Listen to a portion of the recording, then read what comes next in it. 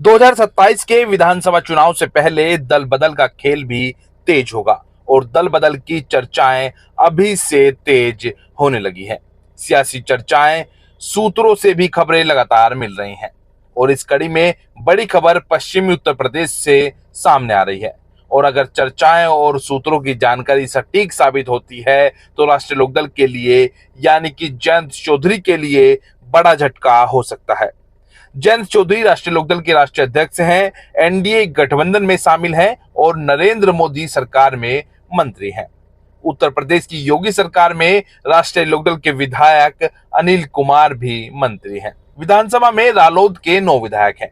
अब चर्चा यह है कि विधानसभा चुनाव से पहले राष्ट्रीय लोकदल के 2 विधायक पार्टी बदलेंगे और समाजवादी पार्टी में शामिल होंगे। लेकिन इस चर्चा में कितना दम है, ये आने वाले दिनों में ही पता चलेगा। ये भी कहा जा रहा है कि विधानसभा चुनाव से पहले विधान परिषद की कुछ सीटों पर चुनाव होंगे तो रालोद के 2 विधायक सपा के पक्ष में वोट कर सकते हैं। अब दोनों विधायकों को रालोद में दिक्कत क्या है, ये भी सियासी गलियारों में चर्चा का विषय है। एक विधायक के बारे में तो कहा जाता है कि उन्हें मंत्री बनने की आस थी, लेकिन नहीं बने। और भी काफी कारण बताए जा रहे हैं, जैसे टिकट की उम्मीद भी कम है। बताया तो जाता है कि रालोद के विधायक और वरिष्ठ नेता की सपा में बात कराने वाले भी कुछ बड़े नाम हैं। दूसरे विधायक की चर्चा यह है कि विधायक को साफ साफ लग रहा है कि किसी भी सीट से टिकट रालोद भाजपा गठबंधन में तो नहीं मिलेगा, इसलिए सपा में जा सकते हैं।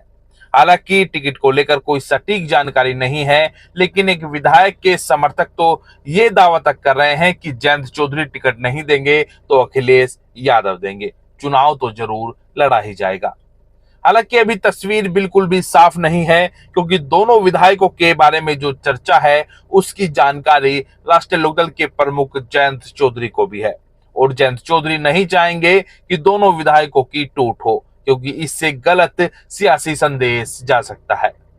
हालांकि 2027 के विधानसभा चुनाव में राष्ट्रीय लोकदल की कोशिश होगी कि 2022 के मुकाबले ज्यादा सीटों पर चुनाव लड़ा जाए, लेकिन भाजपा के साथ गठबंधन है और भाजपा के नेताओं के बीच चर्चा यह है कि राष्ट्रीय लोकदल को सीमित सीटें ही दी जाएंगी और जरूरी नहीं है कि वो सीट भी रालोद को मिले जिन पर वर्तमान में रालोद के विधायक हैं।